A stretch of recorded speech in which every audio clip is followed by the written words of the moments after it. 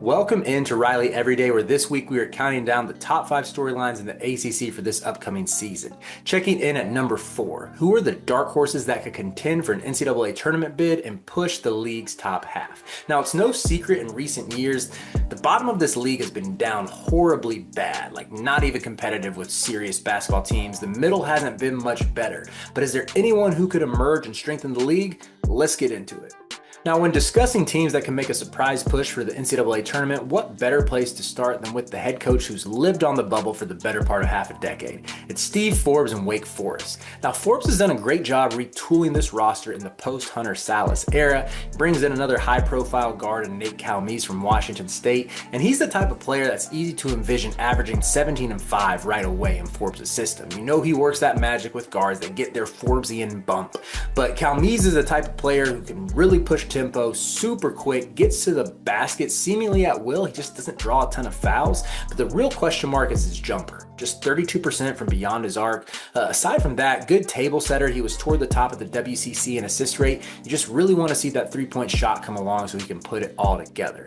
Now on the perimeter, you have a couple high upside guys with sophomore Juke Harris and Purdue transfer Miles Colvin. Those guys can maybe reach a new level under Forbes this year. Then in the front court, they bring back Trevon Spillers, who emerged as this physical presence who dominated the glass down low.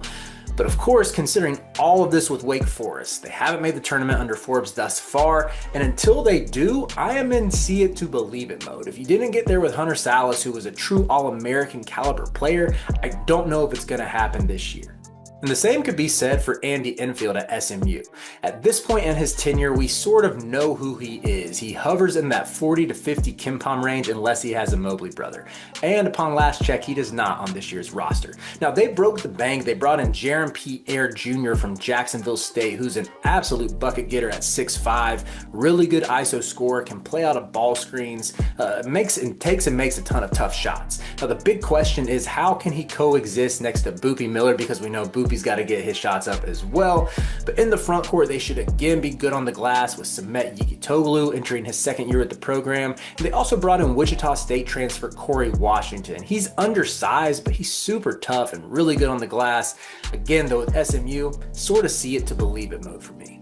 Now, there are two teams that have dwelled in the absolute dregs of the conference the past couple of years that I could see emerging, and the first is, don't laugh, Virginia Tech.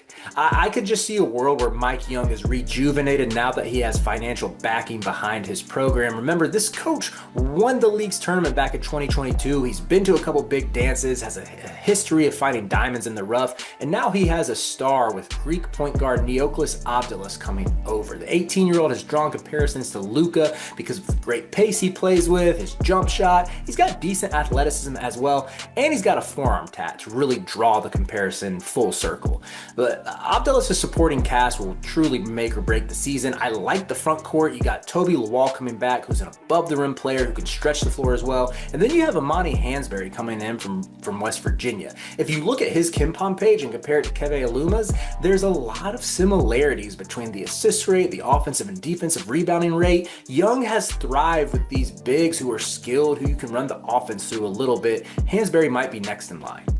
And lastly, Notre Dame. This is sort of a make or break year for Micah Shrewsbury. If there's any time to get over the hump, it's now. You bring back Marcus Burton, who, barring one of these international guys popping off or one of the freshmen coming in and dominating immediately, should be the best guard in the league. It pairs him with his son Braden, who's a knockdown shooter. And then you have the McDonald's All-American Jalen Harrelson coming in. Harrelson, early on in his career, was seen as this point wing. Maybe the ceiling version of him is like a souped up Jalen Pickett. Now, later on in high school, it seems like he focused more on ISO scoring. I want to see him get back to those roots of the offense running through him, because there are shooters up and down this roster. It's just the issue for Notre Dame in recent years. They just haven't had enough ACC caliber players. And I think that's kind of the case again this year. They're a little bit better across the board. Ryder Frost is another name to watch, an incoming freshman sharpshooter. But I still think it's going to take some magic from Shrews to get them back to the big dance. But that's what you hired him for in the first place. So those are 4 teams that could emerge out of this middle.